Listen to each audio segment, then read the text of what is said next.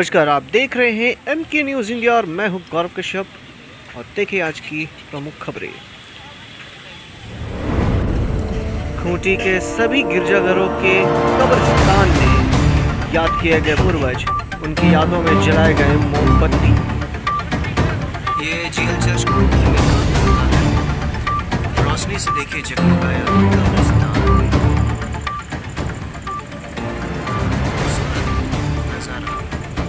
हमारे Khunti Paris CNI की ओर से विश्व भर के सभी भाई बहनों को आज के सुंदर दिन के लिए शुभकामनाएं और बधाइयाँ देना चाहूँगा। आज हम लोग सभी मृतक विश्वासियों का खुशी भी मना रहे हैं कि जो हमें छोटे चले गए हैं आपको याद कर रहे हैं कि वो ज़्यादा अच्छे से स्वर्ग में होंगे। और क्या क्या आपको जानने का मिला?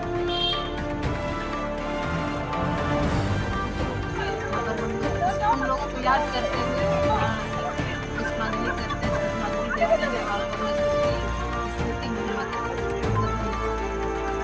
आज के दिन संतों की श्रेणी में ये रखे जाते हैं, इसलिए हम लोग संतों का पर्व मनाते हैं। और हम लोग एक बाइबल का प्रवचन पढ़ा जाता है। ये भी एक अनोखा अंदाज है अपने पूर्वजों को याद करने का। तो ये खास जो आप मेरे पीछे का यह नज़ारा आप देख पा रहे हैं, ये खूंटी के पौलुस प्रेरित की पहली पत्री और उसका 15 अध्याय उसका 22 पद में हमें इस प्रकार से लिखा हुआ मिलता है कि जैसे आदम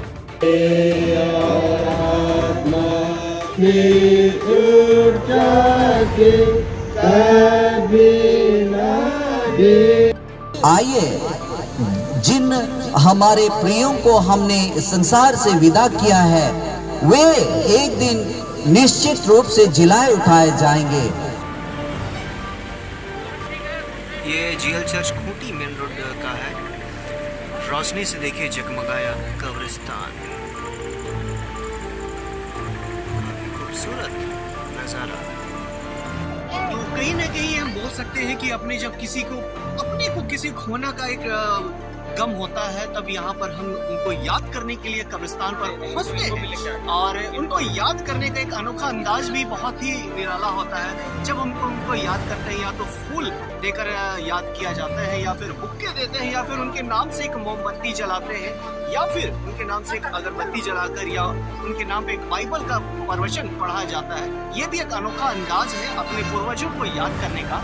तो ये खास जो आप मेरे पीछे का यह नज़ारा आप देख पा रहे हैं, ये खूंटी के CNI चर्च का यह सीधा आप नज़ारा देख पा रहे हैं, जहाँ पर आज हजारों तो बोल से कम होंगे, हजारों से ज़्यादा अगर यहाँ पर होंगे तो मोमबत्ती का एक आप ज्वाला देख पा रहे होंगे कि काफ़ी संख्या में जो है मोमबत्ती यहाँ पर प्रज्वलित किए गए हैं।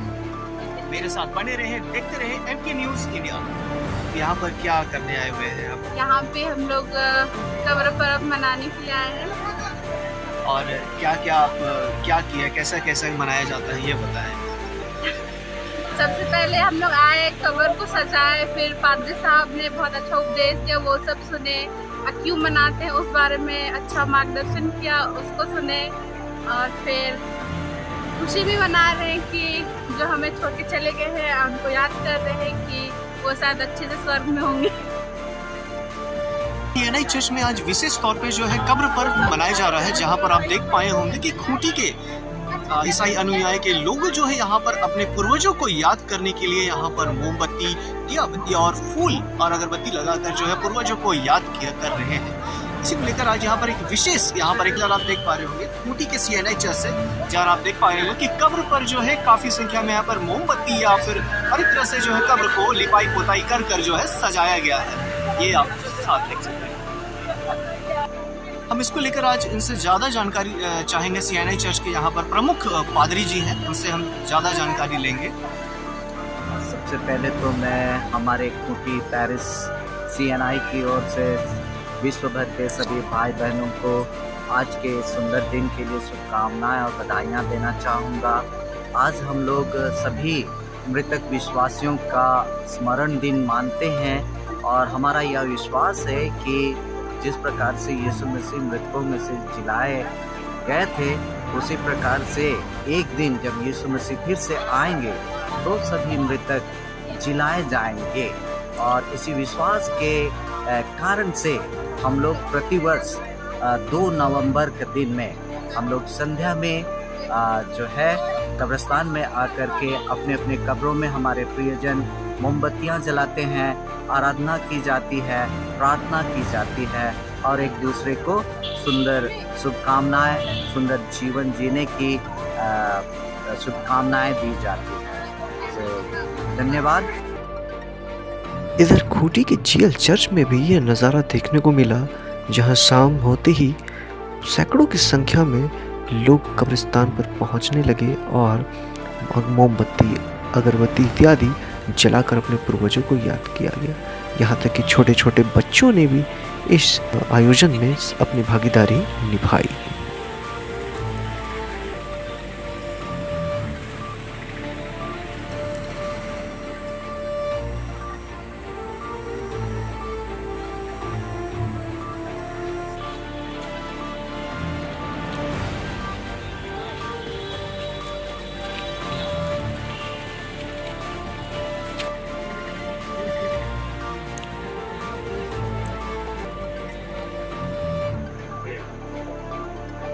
धन्यवाद हो कि आज 2 नवंबर को हम समस्त प्राणियों को स्मरण करते हैं जो इस संसार में साधारण मनुष्य के समान ही जीवन बिताया, लेकिन उसी परमेश्वर की योजना के अनुसार जिस परमेश्वर ने इस संसार में जीने के लिए जीवन दिया और उस जीवन को अपने वचन के अनुसार अपने पास बुला लिया, क्योंकि हर एक मनुष्य का जीवन परमेश्वर ने एक सीमा से बांध करके रखा है और उस सीमा को वे कभी नहीं पार कर सकते हैं। और जितने भी आज इस कब्रिस्तान में जिनको हमने रोते हुए, विलाप करते हुए, शौक के साथ उनको दफन दिया, लेकिन आज हम ख्रिस्त विश्वासी जिनको हम रोते हुए हमने दफन दिया है, आज हम उन मृतक विश्वासियों के प्रति हमारी एक आशा है और हमारी आशा का प्रभु यीशु ख्रिस्त के पुनरुत्थान जी उठने से संबंधित है कि हमारा अपना प्रभु जिस पर हम विश्वास करते हैं वह मृतकों में से जी उठा और अपने जीवन के काल में भी, सेवा काल में भी उन्होंने बहुत सारे मृतकों को जीवित किया। उसमें कुछ उदाहरण है।